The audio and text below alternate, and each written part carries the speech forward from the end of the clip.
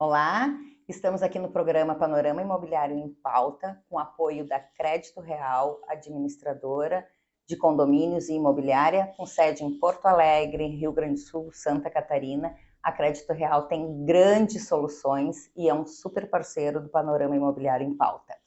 Hoje a gente está aqui com o Dr. Douglas Bianchi, advogado especialista em direito imobiliário e condominial, e surgiram algumas questões, algumas dúvidas quando a gente falou sobre condômino antissocial, né? E eu tenho um questionamento, Dr. Douglas, assim, muitas vezes a gente percebe no dia a dia, né, na rotina do condomínio, tanto moradores quanto os funcionários do condomínio começam a perceber que existe alguém ou com um comportamento mais depressivo, ou alguém mais solitário, ou alguém que está com alguma dificuldade, né? A gente chegou a comentar sobre dificuldades psiquiátricas, emocionais, e o síndico, né? Ali aquela comunidade percebendo que tem alguém numa situação vulnerável, um idoso, situações de violência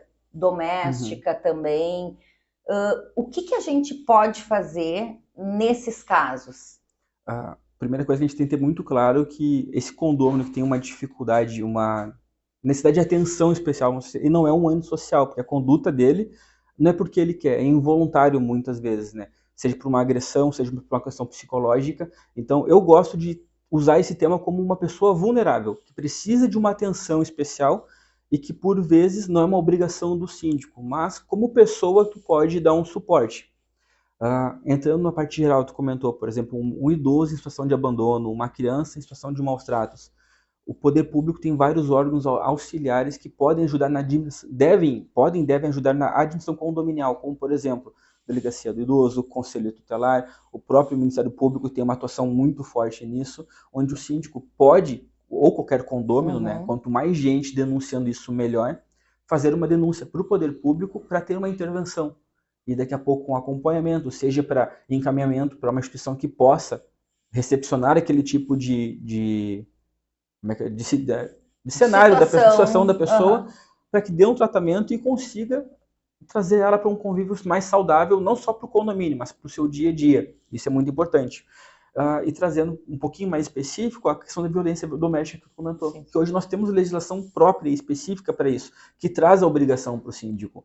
Mas eu gosto de falar, apesar de trazer mais uma obrigação para o síndico, muito antes da obrigação do síndico é um dever de todos.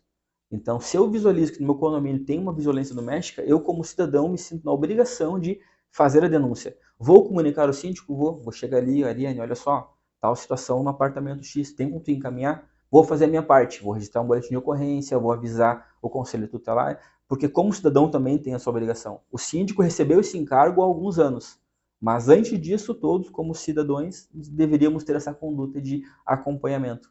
Então, eu ia te perguntar, né, quais os passos, como a gente poderia conduzir. Então, fazer registro, né, fazer o BO, e como é que a gente aciona o Ministério Público? No caso, vou mudar um pouco, assim, ó, eu tenho um idoso numa situação vulnerável dentro do condomínio. O que eu posso fazer quanto moradora, vizinha desse idoso, e estou percebendo que ele está lá abandonado, está passando dificuldades, desde higiene, alimentação. O que a gente pode, porque isso acaba muitas vezes mobilizando o síndico e as pessoas da volta também, né? E muitas vezes se sentem impotentes. Não temos um procedimento, é mais uma orientação de conduta. Então, basicamente, seria acionar o poder público, sendo um idoso, delegacia do idoso, daqui a pouco pode dar um suporte. O Ministério Público, como eu comentei, tem ferramentas muito boas de assessoramento à comunidade como um todo. E a forma de protocolar essa denúncia, algumas instituições, atendimento online, outras somente presencial. Então, vai daqui a pouco necessitar que tu vá até o local e faça o registro da ocorrência. Então, não temos um procedimento específico para isso. Mas, além dos órgãos auxiliares, o condômino que identificar a situação deve documentar isso ao síndico. Porque o síndico pode fazer o quê? Não como administrador, mas utilizando também da sua função do cargo de síndico, né?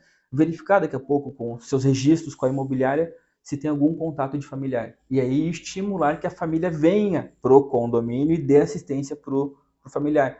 Porque daqui a pouco pode ser uma situação esporádica, que aquela pessoa nunca vivenciou, daqui a pouco uma crise de ansiedade, uma crise de pânico, não sabemos o que pode ter sido, e aí a família desconhece.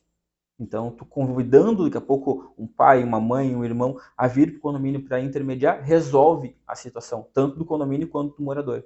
Agora, se o familiar não está disponível, não se tem contato, aí o poder público Perfeito. É o meio mais adequado. Porque uma coisa é a questão quando a gente judicializa, né? E o Dr. Douglas sempre traz assim, ó, como pessoa, independente da gente entrar com uma ação ou procurar os órgãos competentes, a gente, acho que como pessoa tem uma responsabilidade social aí, né, de intervir, de tentar buscar um diálogo, buscar a família, tentar compreender, e aí sim, né, dentro das nossas responsabilidades também legais, de ter o dever de atuar, aí sim buscar órgãos competentes para encaminhar a solução.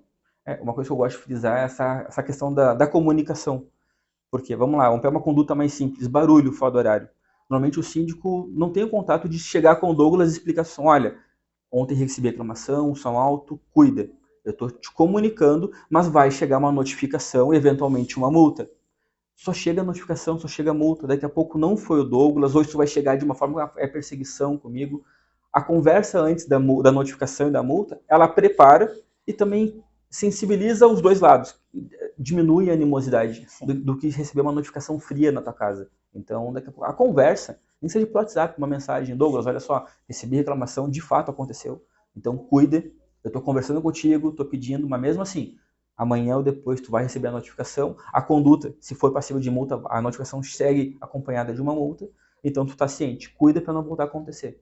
Quando ele recebeu a informação, ele estava avisado, não foi algo inesperado, que não possibilitou um argumento dele de, olha, não foi eu, foi meu vizinho, então daqui a pouco tu consegue redirecionar o problema, né? Essa é uma ótima dica, por duas questões, doutor. No dia a dia a gente é feito de relações, né? Existe a comunicação, existe a relação humana ali do síndico com os condôminos, e existe esse canal que é se comunicar. Mas, ao mesmo tempo, o síndico precisa agir formalmente, né? Ele não pode se omitir.